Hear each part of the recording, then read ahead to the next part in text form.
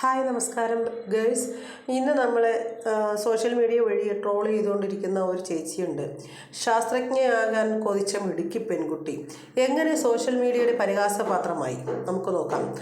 വിധിക്ക് മുന്നിൽ തോറ്റുപോയ ദിവ്യരാജൻ എന്ന പെൺകുട്ടിയുടെ കഥ.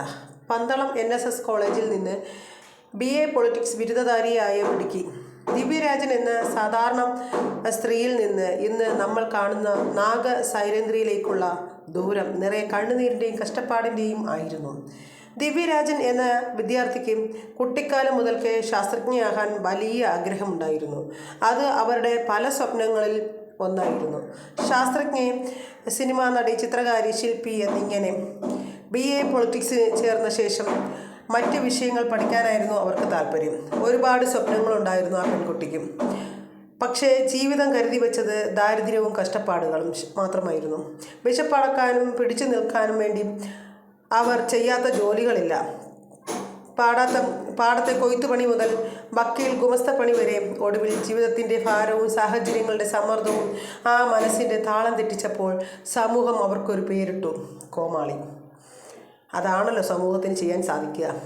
ഇന്ന് അവരുടെ വീഡിയോ കണ്ട് നമ്മൾ ചിരിക്കുമ്പോഴും ട്രോളുമ്പോഴും ഓർക്കുക, ആ വേഷങ്ങൾക്കും വിചിത്രമായ സംസാരങ്ങൾക്കും പിന്നിൽ ജീവിതത്തോട് പൊരുതി തോറ്റ വിധിയുടെ ക്രൂരതയേറ്റും തകർന്നു പോയ ഒരു പാവ സ്ത്രീയുടെ തീരാവേദനയുണ്ട്. ഇതൊരു വെറും തമാശയല്ല, ഉള്ളു നൊമ്പരപ്പെടുത്തുന്ന ഒരു വലിയ വേദനയാണ്. ദിവ്യരാജൻ നല്ലൊരു കലാകാരിയാകാനും സാധാരണക്കാരെ പോലെ സമാധാനത്തോടെ ജീവിക്കാനും അവർ ഒരുപാട് സ്വപ്നം കണ്ടിരുന്നു. പക്ഷേ ജീവിതം അവർക്ക് സമ്മാനിച്ചത് ദാരിദ്ര്യവും ഒറ്റപ്പെടലുമാണ്. കുടുംബം പട്ടിണി കിടക്കാതിരിക്കാൻ അന്തസ്സുള്ള ജോലി സ്വപ്നം കണ്ട ആ കൈകൾ കൈത്തിരിവാൾ എടുത്തു.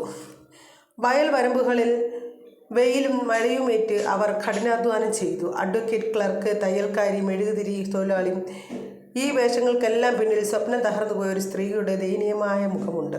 സാമ്പത്തിക പ്രതിസന്ധിയും നിരന്തരമായ മാനസിക സംഘർഷങ്ങളും പ്രിയപ്പെട്ടവരിൽ നിന്നുള്ള ഒറ്റപ്പെടലുകളും കൂടിയായപ്പോൾ അവരുടെ മനസ്സിൻ്റെ താളം തെറ്റി. ഒരു ഘട്ടത്തിൽ നാട്ടുകാർ പോലും ഭ്രാന്തി എന്ന് വിളിച്ച് മാറ്റി നിർത്തി. എല്ലാ വാതിലുകളും അടഞ്ഞപ്പോൾ സ്വന്തം ജീവിത ദുരിതങ്ങൾക്ക് ആത്മീയതയിൽ ഒരു ഉത്തരം കണ്ടെത്താൻ ശ്രമിച്ചു. നാഗസൈരേന്ദ്രി എന്ന വിചിത്ര വേഷത്തിലേക്ക് അവർ മാറി. ഇന്ന് നമ്മൾ കാണുന്ന ആൾ ദൈവം, ട്രോളുകളുടെ റാണി, ഇതെല്ലാം കഷ്ടപ്പെട്ട് ജീവിച്ച ഒരു സാധാരണ സ്ത്രീക്ക് ജീവിതം സമ്മാനിച്ച ഏറ്റവും വലിയ ശിക്ഷയാണ്. അവരുടെ ഓരോ ചിരിക്ക് പിന്നിലും ഓരോ അലർച്ചയ്ക്ക് പിന്നിലും ഉള്ളു പൊള്ളിക്കുന്ന ഒരു സങ്കടമുണ്ട്. ഇത് ഞാനൊരു ഫേസ്ബുക്ക് പേജിൽ നിന്ന് എടുത്ത ഒരു ടൈപ്പിംഗ് മെസ്സേജ് മാത്രമാണ്. കടപ്പാട് ആ ഫേസ്ബുക്ക് പേജുകാരനോട് മാത്രം.